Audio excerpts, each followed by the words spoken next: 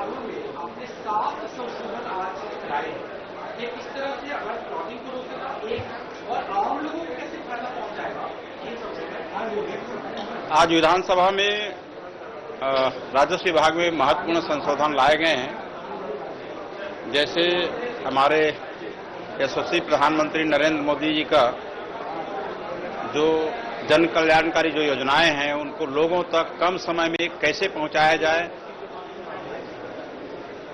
Minimum government maximum governance की अवधारणा को पूर्ण करते हुए और लोगों को सहूलियतें पहुंचाने के लिए आज संशोधन लाया गया, जिसमें महत्वपूर्ण संशोधन एक ये है कि 5 डिसमिल से जो कम कृषि भूमि है उनकी रजिस्ट्री नहीं होगी। पूर्व में कम जमीन रजिस्ट्री होने के कारण अवैध कॉलोनी जो है तेजी से बढ़ा है, तो अब आने वाले समय में 5 डिसमिल से नीचे की जो कृषि भूमि है वो बिक्री नहीं होगी। और दूसरा, हमारे यहाँ भी कैडेस्ट्रल मैप चलता है, पटवारी जो रखा रहता है, उसकी जगह में जियो रेफरेंसिंग के द्वारा अभी डिजिटल मैप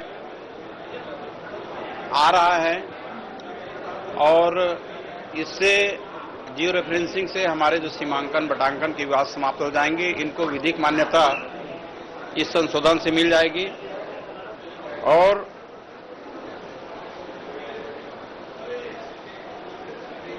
धारा 110 में ये प्रावधान किया गया है कि कोई भी भूमि स्वामी अपने स्वामित्व के जमीन को अपने जीते जी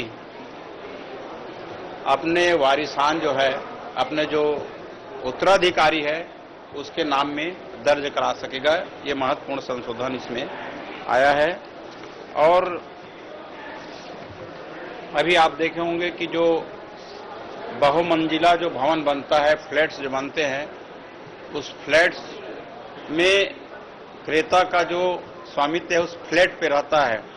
मान लो 10,000 स्क्वायर फीट में 10 मंजिला मकान बना है, तो उस 10 मंजिला मकान में रहने वाले लोगों का अधिकार रहता है, लेकिन उस जहां पे वो भवन बना है, जो जमीन है, उसमें उसका अधिकार नहीं रहता है। तो आज के संशोधन में ये भी आया है कि भवन के साथ साथ उस जमीन पे और जो वहां पे जो कॉमन एरिया है, खेल कूद की जगह आरक्षित किए जाते हैं, पार्क है, उस सभी में समानुपातिक रूप से सभी का उसमें अधिकार होगा। और जैसे भी मैं बताया कि एक संशोधन आया है जिसमें कोई भी भूमि स्वामी अपने जीते जी अपने संपत्ति में अपने वारिसों का नाम जोड़ सकता है। और एक प्रावधान है धारा 164(2) में, जैसे ही उस भूमि स्वामी का मृत्यु होगा, मृत्यु के बाद 164(2) के तहत उसका तुरंत नामांतरण उसमें हो जाएगा। पहले जो लोग खौती के उठाने के लिए चक्कर लगाते थे, 15 दिन का इश्तिहार जारी करते थे, बुलाते थे, दावा आपत्ति उनके बच्चों को, बेटियों को, वो सारा चीज नहीं लगेगा, ऑटोमेटिक वो नामांतरण हो जाएगा।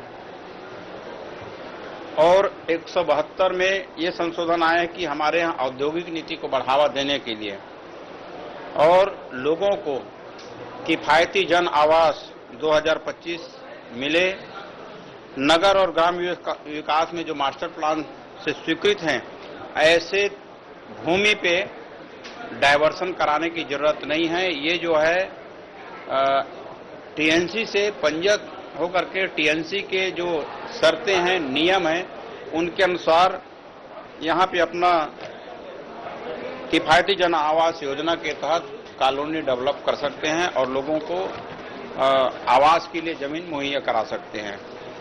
और एक संशोधन आया है कि गृह निर्माण मंडल में, अभी तक से गृह निर्माण मंडल ने जहां भी मकान बनाए हैं, सरकार द्वारा, शासन के द्वारा सीधे गृह निर्माण मंडल को जमीन दे दी जाती है और उस जमीन पे गृह निर्माण मंडल मकान बना करके बेचता है।